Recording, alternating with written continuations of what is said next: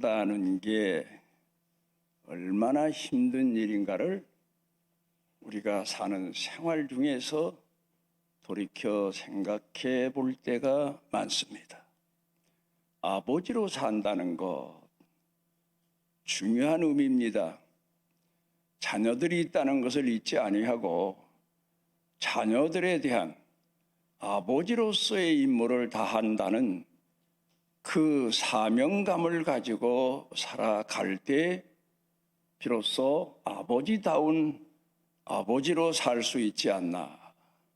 또 남편으로 살고 아내로 산다는 것도 역시 마찬가지입니다.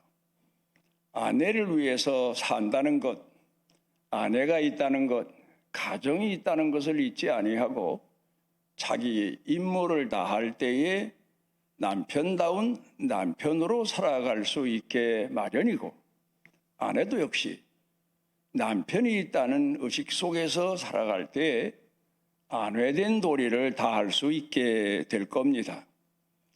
그런가 하면 자식으로 산다는 것, 오늘 여러분과 함께 마음속에 새겨두고자 하는 깊은 내용입니다. 나한테는 부모님이 계십니다. 옛날 어른들은 다니면서 누구와 통성명할 때 이런 얘기를, 이런 인사를 많이 했습니다. 부모님이 계십니까? 예, 부모님 모시고 삽니다. 그게 인사 중에 아주 중요한 대목이었습니다. 그러니까 지금 나는 자식으로 살고 있습니다. 자식된 도리를 다 하려고 애를 쓰고 있습니다. 그런데 자식된 도리를 다 하지 못해서 마음이 아픕니다. 그런 마음을 가지고 산 자식들의 삶을 놓고 보면 부모님 마음에 드는 자식이요, 효도하는 자식이요, 부모가 가슴에 품고 힘을 얻고 제일로 여기며 사는 자식일 겁니다. 몇 주 전인가 유튜브 방송을 통해서 제가 예화 하나 든 것을 다시 말씀을 드립니다. 천재는 어렸을 때부터 다르다. 다르다는 의미는 좀 보통 사람과는 다른 면이 많다, 그런 이야기일 수도 있지만 또 한편으로 보면 말썽쟁이였다. 다른 사람과 다르기 때문에 다른 사람들이 그가 사람 노릇 못하리라, 그렇게 잘못 본 천재가 많았다는 얘기 아닙니까? 에디슨이 그랬고 아인슈타인이 그랬습니다.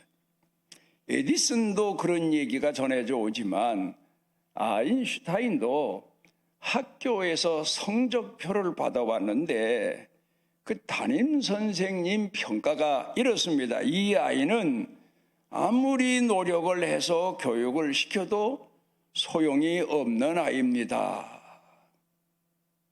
그러니까 이 아이는 교육자로서는 포기한 아이입니다. 뭐 그런 뜻 아닙니까? 그리고 성적표를 받아왔는데 등수를 보니까 맨 꼴찌입니다. 이 성적표를 받아가지고 아인슈타인이 자기 집으로 오면서 얼마나 걱정을 했겠습니까? 큰일 났다. 우리나라 같으면 그 성적표 내놓을 수가 없어서 안 받았어요. 아직 안 줬어요. 이 다음에 준대요. 아이들이 그렇게 변명했을 겁니다. 그런가 하면 그 성적표를 그대로 갖다 내밀면 여러분은 어떻겠습니까? 어땠겠습니까, 여러분들은?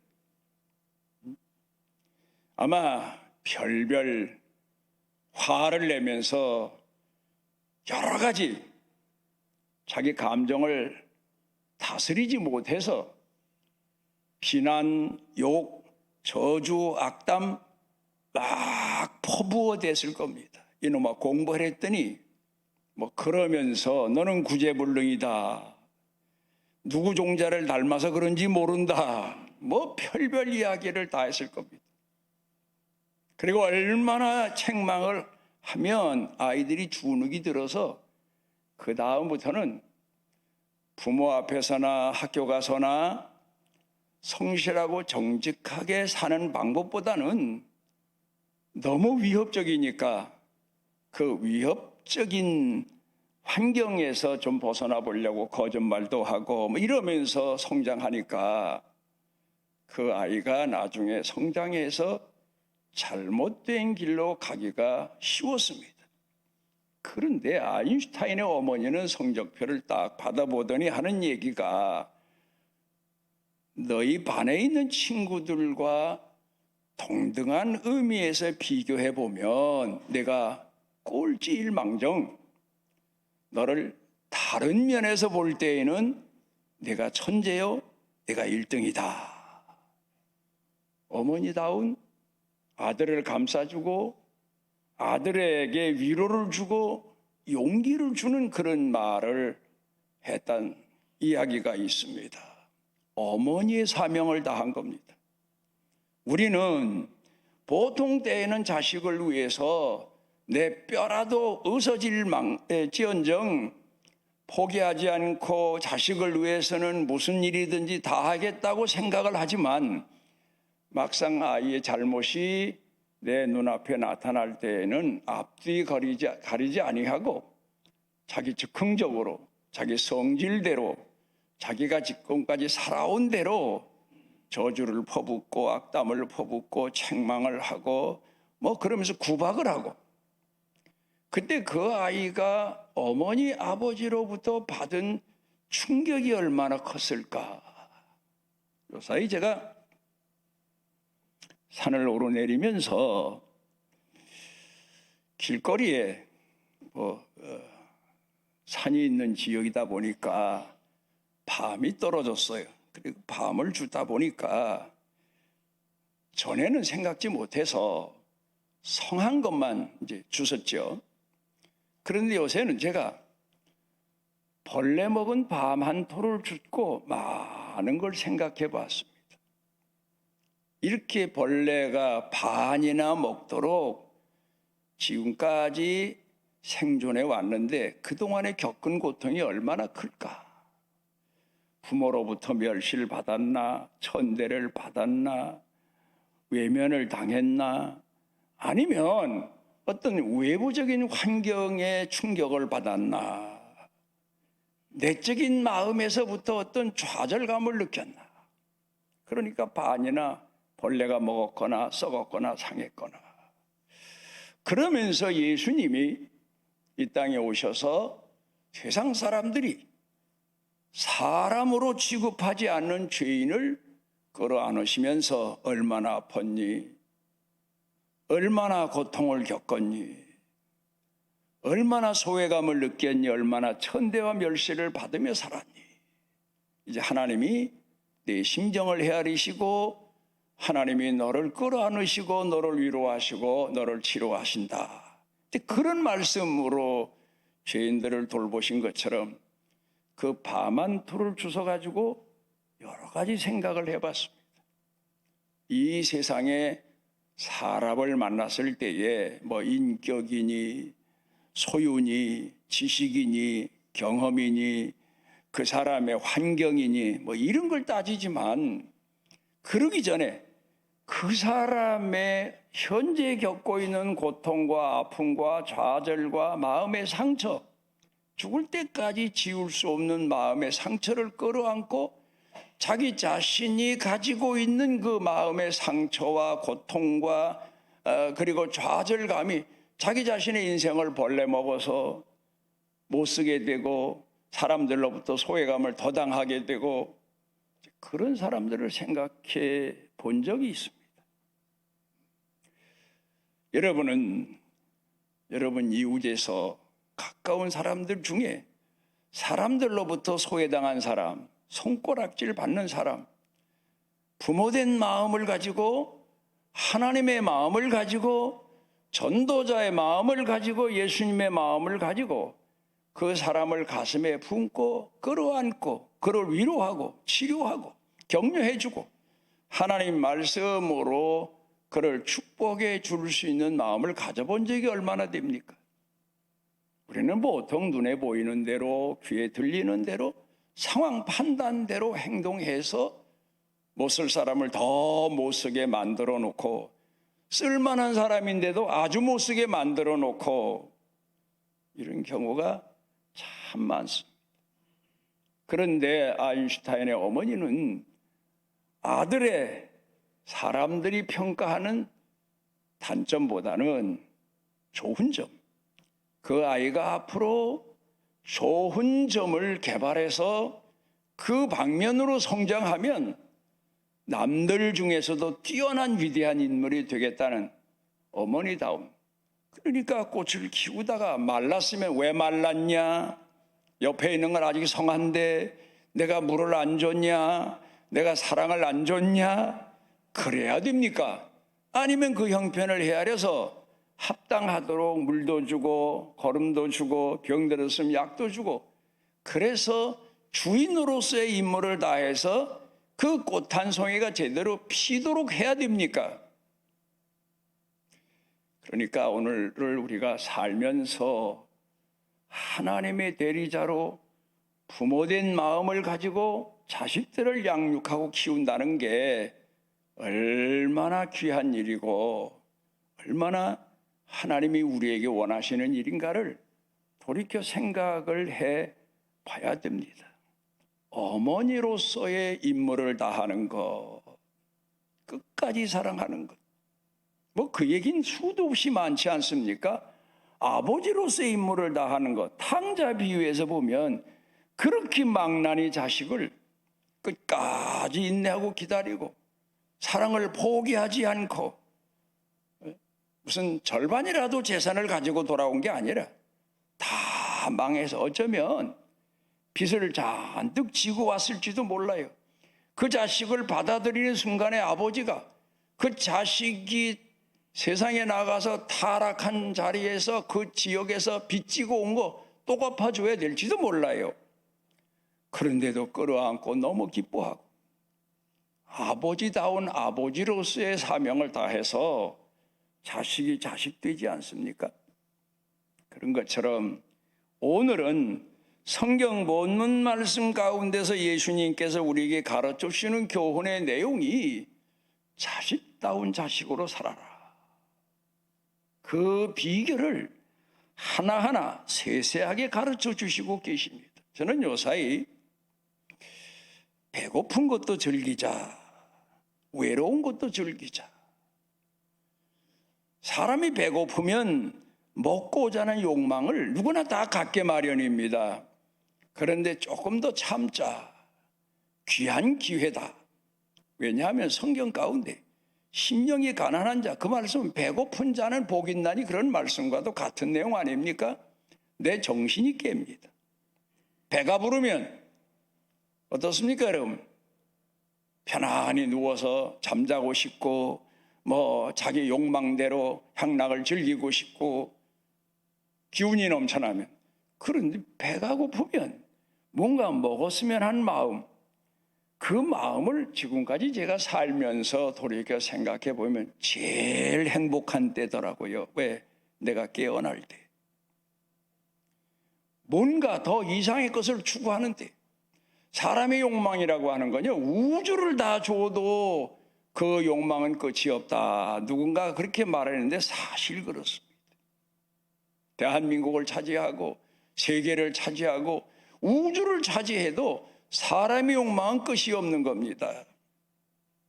그런데 사람이 주림으로 인해서 또 다른 세계를 갈망하게 되고 영적인 세계를 갈망하게 되고, 내가 과연 이 주린 굶주린 상황에서 내 영혼을 만족해 할 것이 무엇인가도 생각하게 되고 그렇습니다. 그 다음에 외로움이라고 하는 것. 여러분, 부부가 같이 살면 외롭지 않을까? 부부가 같이 살지 않고 혼자 사는 사람은 더 외로울까? 그러나 저는 별로 차이가 없다고 생각합니다. 원래 사람은 혼자예요. 혼자 태어났고, 에덴 동산에도 아담이 겪었던 고독의 내용을 가만히 생각해 보면 홀로 독초하며 사는 삶입니다. 나이가 들어서 상대방을 만나서 서로 사랑해서 가정을 이루고, 성경에는 하나이 되라 그런 말씀의 뜻을 놓고 생각해 보면 실질적으로 하나이 될 수 있느냐 하면 정신적으로, 마음으로, 사람의 윤리적인 계율로 하나이 됐다는 것뿐이 사람 역시 하나입니다. 여러분, 이런 얘기하죠. 운전을 하게 되면, 내가 승용차를 운전하면 내 몸집이, 승용차 자체가 내 몸집이 되는 거예요. 내가 탱크를 운전하면 탱크 자체가 내 몸집이 되는 거예요. 그래서 내가 남에게, 주변에 상처를 주지 않고 사고를 내서 다른 사람에게 피해를 주지 않기 위해서 운전할 때 운전 기술뿐만 아니라 도의적인, 윤리적인 그런 내용도 사람이 배워야 되지 않습니까? 젊은이들은 아직 훈련이 덜 돼서 대로를 자기 차가 성능이 좋다고 해서 굉음을 내면서 있는 대로 속력을 내서 달려가지만, 그게 주변 사람에게 정신적으로, 실제적으로 얼마나 피해를 많이 줍니까? 어떻든 간에 자동차는 자동차고 사람은 사람입니다. 남편은 남편이고 아내는 아내입니다. 오직 마음을 같이 해서 공동생활을 하고 같이 살아가는 동행자이고 그리고 반려자일 뿐이지 실제로 하나입니다. 저는 요새 그런 생각합니다. 병이라고 하는 것에 대해서 생각해 보니까, 여러분 어떻습니까? 병이라고 하면 간단한 병으로부터, 감기로부터 시작해서 신체적인 내부에 나타나 숨겨져 있는 여러 가지 병의 증세를 말할 수 있겠지만, 가만히 생각해 보니까 늙는다는 것도 병이더라고요. 늙는 게 왜 병이냐? 늙어도 건강한 사람이 있는데 늙는 자체가 병이에요. 왜? 젊었을 때만큼 내 생활에 영향력이 떨어지니까. 그것도 일종의 병이에요.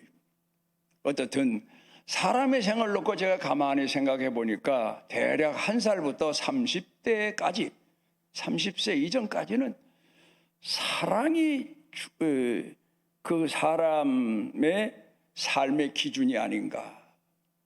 그 다음에 한 30세부터 한 50대까지는 믿음이 아닌가.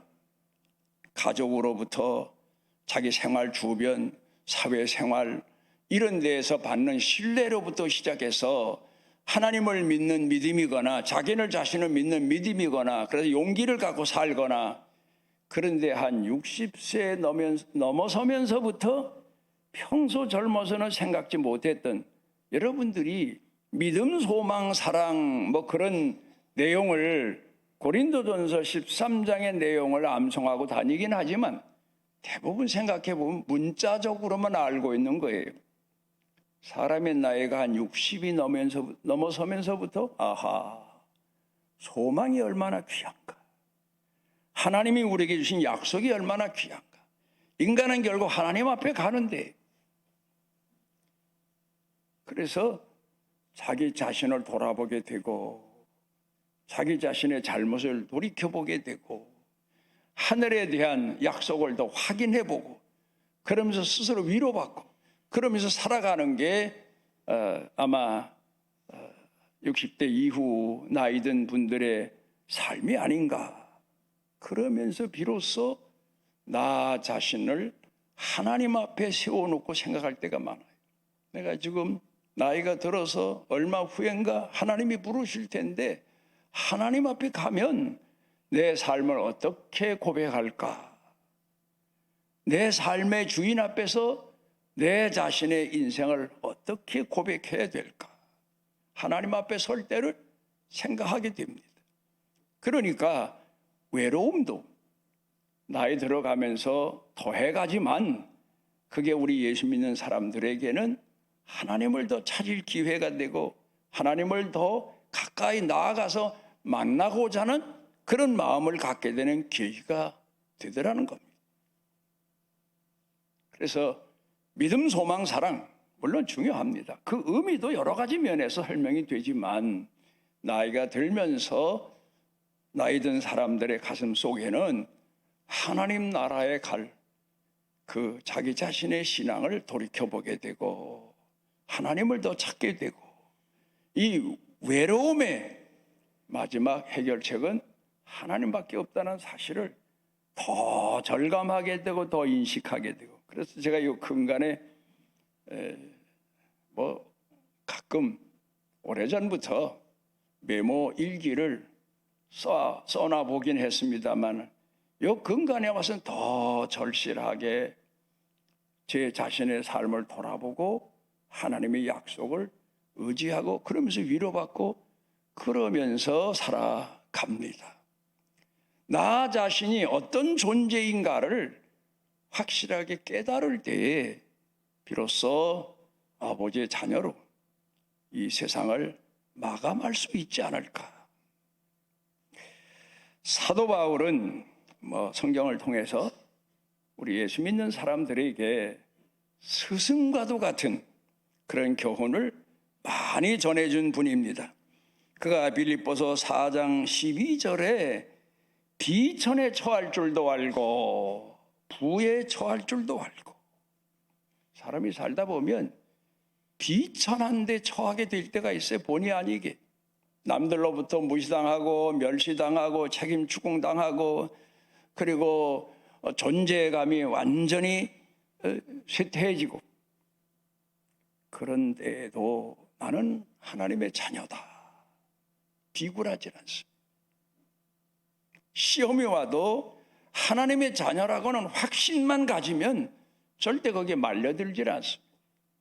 또 그런가 하면 부하게 되고 형통하게 되더라도 내가 하나님의 자녀라고 하는 사실만 잊지 않으면 그러면 나는 믿음의 사람으로 일관해서 살아갈 수 있는데 사람이기 때문에 흔들릴 때도 많고 넘어질 때도 많고 그런데 중요한 건 그랬다손 치더라도 다시 하나님의 자녀임을 되찾고 회복된 신앙으로 살아가는 것 그게 성경 가운데서 신앙의 선조들이 보여준 삶의 모습입니다. 아브라함도 흔들리기도 했습니다. 여러분 아시는 대로 흔들리지 않은 나무가 어디 있습니까? 그런데 문제는 뿌리까지 뽑히지 않으면 그 나무는 결국 나무의 임무를 사명을 주인 앞에서 다할 수 있는 것처럼 우리도 그래요. 어떤 때는 흔들려요. 제 자신도 지금도 흔들릴 때가 있는데 수도 없이 흔들리는데 하루에도 몇 번씩 흔들리는데 바람 불면 나뭇가지라도 잎이라도 흔드는 건 당연한 거예요. 그런데 문제는 내가 누구냐? 내가 하나님의 자녀다. 이 사실을 잊지 않고 살아갈 때 손해봐도 하나님의 자녀로서 자녀임을 지킬 수 있는 거고 많은 득이 된다 하더라도 하나님의 자녀임을 인식하고 나면 그를 충분히 거절할 수 있고 솔로몬 같은 사람 보십시오. 얼마나 하나님께서 그에게 축복해 주셨으면 계속해서 형통한 길을 걷고 모든 지상에서 얻는 영광을 다 한 몸에 지니지 않습니까? 그런데 결국 마지막에 가서는 뿌리째 뽑혀서 타락한 사람으로서 생을 마감하게 되고 자식들과 나라와 민족 앞에 큰 불행을 가져다 주고 그런데 성경 가운데서 우리가 신앙의 모델로 삼는 사람이 있습니다. 그게 누굽니까? 다윗, 요셉, 믿음을 지킨 사람들 아닙니까? 요셉의 생애를 놓고 보십시오. 아버지 품에서 왕자 같은 취급을 받으며 모든 사랑을 한 몸에 받고 자라던 아이가 하루아침에 형들 시험의 시기에 몰려서 애굽의 노예로 팔려갑니다. 노예로 팔려갈 때에 내 인생은 끝났다. 하나님이 어디 계시냐? 우리 열조의 하나님이 어디 계시냐? 세상에 내가 품꾼으로만 가도 우리 아버지처럼 외삼촌 집에 가서 구박당하고 멸시당하고 천대받는 것 정도는 좋은데 여러분 아시는 데 노예는 짐승으로 전락하는 거 인간이. 그런데도 그는 분명 거기서 내가 누구냐? 하나님의 자녀다. 그 믿음을 지켰기 때문에 한 집의 노예로 팔려가서 그 주인에게 인정을 받을 수 있었게 됐습니다. 그런가 하면은 또 주인에게 죽도록 충성했는데 결국은 사건을 통해서 주인에게 미움을 받고, 그렇게 충성했으면 보상이 와야 되는데 오히려 그에게는 큰 불행이 다가와서 감옥에 가지 않습니까? 여러분들이 만약에 그 상황이라면 어땠겠습니까? 하나님 계신 겁니까? 안 계신 겁니까? 그런데 아마도 그도 인간인지라 갈등이 왜 없었겠습니까? 여러분은 뭘 하다가 망했다, 갈등이 왜 없습니까? 여러분은 정말 하나님 앞에 충성하는 믿음 가지고 살았는데 시험이 오고 시련이 오고 자녀들에게 오고 그럴 때 여러분은 믿음은 어떻습니까? 흔들리게 마련이. 그런데 욥처럼 내가 하나님의 자녀임을 잊지 아니하고 내 신앙의 순전함을 지킨다는 것, 이게 얼마나 귀한 일입니까? 요셉이 그런 과정을 얼마나 많이 거치면서 시험에 또 시험을 거듭 거치면서도 나는 하나님의 자녀다. 결국 끝내는 그 믿음을 지켰기 때문에 그가 부모를 그리고 형제들을, 자기 친족 가족을 구원할 수 있는 큰 축복을 받을 수 있었던 겁니다. 만약에 중도에 요셉이 솔로몬처럼 종이 됐다고 해서 타락했다든가 했으면 민족 구원은 그가 감당해낼 수 없게 됐을 거고 하나님 앞에도 버림을 받을 수밖에 없었을 겁니다. 오늘 성경 본문의 말씀으로 돌아가서 보면 문자적으로 해석하면 안 됩니다. 그러니까 여러분들이 성경을 읽으면서 성경을 보면서 제일 위험한 것이 문자적인 해석입니다. 전에 한 분 우리 선배 중에 신앙생활을 저보다는 앞서 했고 열심히 했고 정말 누가 봐도 그렇게 진실한 신앙인일 수가 없는데 문제는 문자적인 해석의 신앙을 가졌다는 거예요. 어디 가서 뭐 친구들이 목욕을 하고 뭐 서로 등을 밀어주고 그러면 그건 왜 밀어? 죽으면 썩어질 몸인데 이러고 툭툭 털고 나오고, 어떻게 보면 또 무슨 일을 할 때 우리가 어떻게 하면 잘할까? 아, 그렇게 왜 해? 믿음으로 나가면 되는 거지. 어떻게 보면 믿음이 좋은 것 같았어요. 나중에 보니까 정말 잘못된 길로 추락하고 말더라고요. 그런 신앙 상태가. 오늘 성경 본문의 말씀은 하나님의 자녀니까 내일 걱정하지 말아라. 내일 일은 내일 염려할 거고 오늘 먹었으면 됐고 오늘 잠잘 곳 있으면 됐다. 무방비 상태로 살아라. 주먹구구식으로 그 얘기 같이 보이지만 절대 그 얘기 아닙니다.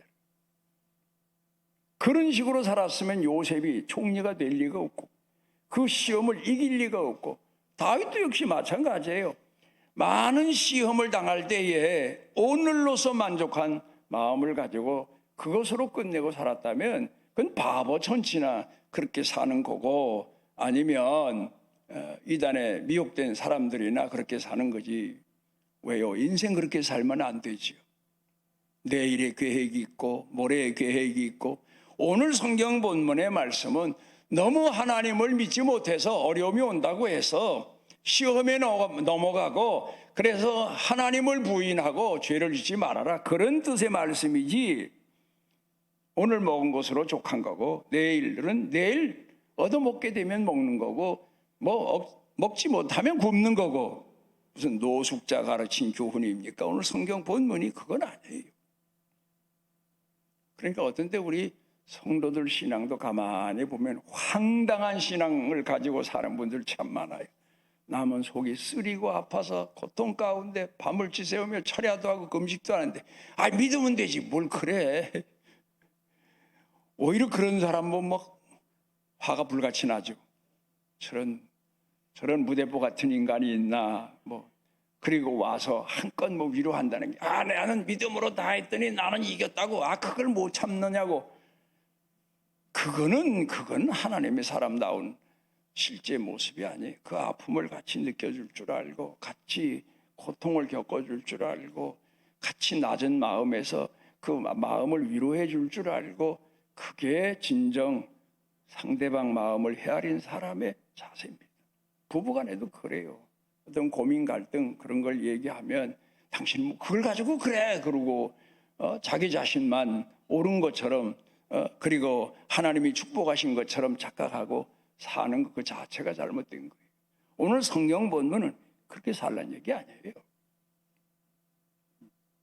오늘 성경 본문에서 누누이 가르쳐 교훈하시는 말씀의 내용이 욥의 지경이 될지언정, 사울왕 앞에서 죽음 직전에 이른 다윗의 지경이 될지언정 진실을 버리지 말아라. 성실한 마음을 지켜라. 먹었든 못 먹었든 그것보다 더 중요한 건 진실한 믿음을 지키는 거다. 누군가 그랬어요. 하나님이 나와 함께 하시느냐 안 하시느냐 이것 때문에 고민할 필요가 없다는 거예요. 그건 당연한 거라는 거예요. 그런데 문제는 내가 하나님과 함께 하느냐 안 하느냐가 문제라는 거예요. 이걸 깨닫지 못하고 이걸 생각지 못하고 하나님이 함께 하셨다 안 하셨다 버리셨다 나를 소외시키셨다 이런 넋두리하는 믿음 없이 사는 사람들 많지 않습니까? 여러분은 오늘을 어떻게 사십니까? 오늘 성경 본문에서 가르쳐 주시고 있는 교훈의 내용을 돌아가서 보면 하나님은 우리 아버지시다. 우리를 잊으신 적이 없다. 만세전에 택하셨다. 그리고 우리가 이 땅에서 겪는 고난과 역경도 하나님이 다 주관하셔서 우리를 하나님의 자녀로 연단시키신다. 요셉을 그렇게 연단시키셨고 아브라함을 그렇게 연단시키셨고 이삭을 그리고 신앙인 전부를 다 그렇게 연단을 시키셨다. 그러니까 너희는 발람처럼 되지 말아라. 사울왕처럼 되지 말아라. 발람이라고 하는 인간은 특별히 하나님 앞에 선택을 받았어요. 그 시대에 하나님의 신이 함께한 사람이에요. 성령 충만함이 얼마나 귀한 줄 압니까? 제가 오늘도 이게 올라와서 찬송을 부르는데 그래서 제가 우리 젊은 청년들한테 할 수 있으면 찬송을 불러라. 왜? 그 찬송은 기독교 역사상 입증된 찬양이고 곡이다. 물론 요사이 새롭게 찬송 복음성가를 만들어 부르는 건 다 잘못됐다는 건 아니에요. 그게 진정한 성령의 감동을 받아서 기록된 노래인 것이 입증되려면 세월이 오래 가봐야 돼. 성경은 물론 1.16이라도 하나님의 말씀임이 틀림이 없지만 찬송은 안 그렇다. 그겁니다. 여러분 찬송 부르면서 성령께서 내게 크게 지금 감화 감동하시는구나. 그 체험하신 분이 있습니까? 그럼 예수 바로 믿는 거예요. 바로 그게 중요한 거예요. 그냥 일반 노래가 아니에요. 뭐 일반 노래도 가수가 목청도 구워서 가다듬어서 사람들 앞에 부르면 사람들이 눈물을 흘리는데 이 찬송은 하나님의 성령께서 함께 하시고 역사하시는 곡 있는 기도라고 해도 어떤 분은 그랬고 노래라고도 했습니다만 어떻든 간에 그리스도인에게 중요한 건 찬양도 큰 중요한 대목을 차지하고 있죠. 그래서 여러분이 제가 늘 찬송 몇 곡은 외우고 다니셔야 됩니다. 사람이 성경 찬송을 끼고 다니지 못해도 머리에 새기고 다니면 그게 우리 신앙 생활에 얼마나 큰 무기가 되고 도구가 되고 방편이 되고 출구가 되는지 몰라요. 속이 답답하고 괴로울 때가 참 많죠. 그럴 때 그 문제를 어떻게 여러분 해결합니까? 제가 어떤 데 넋두리처럼 그러고 다녔어요. 내 생각과 마음을 뽑아서 바닷물에 헹궈서 바위에 넣을까 빨랫줄에 넣을까, 그거보다는 바닷물을 말려서 소금을 만드는 햇볕에 걸어놓자, 이러고 넋두리 하면서 바닷가를 걸은 적도 있어요. 하나님의 성령께서만이 여러분 생각 마음속에 불어닥친 태풍 같은 시련도 이기게 해주시고 칠흑같이 어두운 땅이 공허하고 혼돈하고 하나님의 신은 수면에 운행하고 그리고 땅이 그 어둠의 흑암이 흑암 아래에 있는 그런 상황, 도무지 구원받을 길이 없는 그런 상황에서도 여러분 마음 가운데 빛을 비추시는 말씀에 감동이 있을 때 여러분이 그것을 헤어나게 되는 거예요.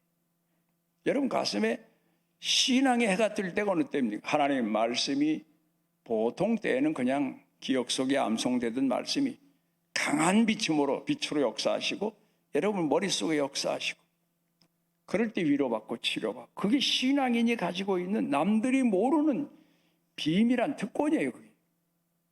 다른 사람들은 도저히 그거 모르죠. 그래서 오늘 성경 본문에서 가르쳐 주시고 있는 교훈의 말씀은 바로 하나님의 자녀임을 잊지 말고 살아라. 어디에서든지 어떤 상황에서든지 내가 지금 노예로 팔려가더라도 노예된 자리에서 내가 지금 감옥으로 가면 끌어내면 이제 죽으면 끝나는 거예요. 감옥에 보냈다는 것은 이제 앞으로 얼마 있다 사형시키겠다는 이제 그런 하나의 과정인데 그 상황에서도 하나님 자랑하고 하나님 증언하고 그러지 않습니까? 그 감옥 안에 들어가서도. 여러분 그만큼 나는 하나님의 자녀다. 나한테는 아버지가 계시다. 예수님이 계시다. 성령님이 계시다. 반드시 상황에서 나를 구출하실 것이다. 이끌어내실 것이다. 위로하실 것이다. 힘을 주실 것이다. 그게 바로 믿음입니다. 그리고 지금 당장은 여러분들이 속이 타도록 하나님 앞에 기도했는데 응답이 없을지라도 성경에 뭐라고 그랬습니까? 아버지가 계시다.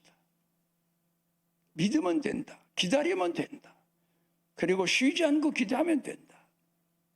여러분 그런 믿음 가지고 예수님을 믿으니 하나님을 믿는 거예요. 예를 들어 여러분들이 자녀들을 키웁니다. 그 자녀들이 여러분 기대 이하로 여러분에게 뭐 흔히 말하는 대로 가시채를 옆에 끼고 사는 것 같아도 여러분 기도가 있으니까 하나님 앞에 상달돼서 하나님이 그 기도를 들어주시고 어느 땐가는 그의 가슴 속에 역사하셔서 그를 바꿔놓으실 것이다. 이 믿음 가지고 사는 거예요. 아버지가 계시다. 얼마나 귀한 내용입니까? 자녀들이 밖에 나가서 이런저런 문제를 일으켜도 아버지가 계시다. 아버지가 해결해 주신다. 그 믿음이 얼마나 큽니까? 그런데 나는 아버지로부터 버림을 받았다. 그 좌절감이 얼마나 큽니까? 여러분들 오늘 사시면서 어떤 상황에서든지 내가 죄를 범해서 내가 어리석어서 모자라서 약해서 그거 다 아시는 분이 하나님이에요. 부모가 자식 왜 모릅니까? 자기 자신을 아는 것보다 부모가 그 자식에 대해 아는 게 더 많고 더 온전하고 더 깊은 거 아닙니까? 하나님이 우리를 아십니다. 그래서 선택하셨습니다. 혹 죄가 있더라도 민망하고 죄스러운 마음이야 뭐 어쩔 도리 없지만 하나님께서는 그도 다 아시고 긍휼히 여겨주시고 씻어 성결케 해주시고 다윗 같은 사람도 내쳐버리지 아니하시고 그를 끌어안으시고 용서해 주시고 그리고는 얼마나 또 자랑을 하십니까? 성경에서 신앙인 중에 제일 많이 이름을 들어 자랑한 사람이 다윗이다. 성경에 다윗이란 이름이 뭐 거의 100번 정도 나온다. 뭐 이렇게까지 말하고 있지 않습니까? 여러분들 아버지가 계시다. 로마서 8장 28절 가운데 보게 되면 사도 바울이 그런 얘기를 하죠. 합동하여 선을 이룬다. 나를 낮추기도 하시고 높이기도 하시고 구원하기도 하시고 또 어떤 때는 시험 앞에 나를 내세우기도 하시고 그러면서 나를 연단시키신다. 그러니까 그런 때에도 아버지가 계시다. 구원자가 계시다. 대속자가 계시다. 여러분 이 믿음을 가지고 살아라. 오늘 성경 본문의 내용이 그런 말씀입니다. 생을 삶을 포기하고 사는 게 그게 제일 예수 잘 믿는 그 얘기 절대 아닙니다. 여러분 제가 얼마 전에 어떤 한 단체들이 사는 지역을 지나갔어요. 그러면서 생각을 해봤습니다. 참 얼마나 불쌍한지 딱한지. 아니 자기만 수도하고 자기만 자기 자신을 다스리고 그래서 극락 가면 그게 행복이고 복이다. 그럼 자기를 낳아준 부모에 대한 책임도 없고 형제에 대한 책임도 없고 또 가족도 자식도 다 버리고 자기 혼자 해탈하겠다고 가서 살고 그걸 하나님은 어떻게 보실까? 내가 볼 때에는 참 어리석기 짝이 없는 일이죠. 근데 우리 예수 믿는 사람들은 성경에서 가르친 내용을 놓고 보면 오히려 원수들에게도 가족에게 대해서도 이웃에 대해서도 내가 누군가를 잊지 아니하고 하나님의 자녀된 사람으로 살아. 그러니까 십자가의 신앙이요 고통과 아픔이 많은 거예요. 여러분들 앞으로 사시면서 어떤 경황에 이를지라도 내 아버지가 계시다. 이 믿음을 가슴에 안고 그리고 기도하시고 위로받으시고 힘을 얻으시고 믿음으로 승리하시기를 바랍니다. 우리를 지극히 사랑하셔서 천하 만민 중에 택하시고 품에 품으시고 우리가 비록 이 땅 사는 날 동안 거지 나사로처럼 우리 삶의 변화가 없을지라도 그 지경 그런 상황 속에서도 하나님의 자녀임을 지켜가며 살았던 신앙인을 아브라함 품에 안겨주셨던 것처럼 오늘 우리의 삶이 힘들고 어렵고 비참하고 세상으로부터 천대와 멸시를 받을지언정 우리를 천하보다 귀히 여기시는 우리 아버지 하나님이 계심을 믿는 믿음이 우리 마음 가운데 넘치고 넘쳐난 생애를 살게 하옵소서. 예수님 이름으로 기도드리옵나이다.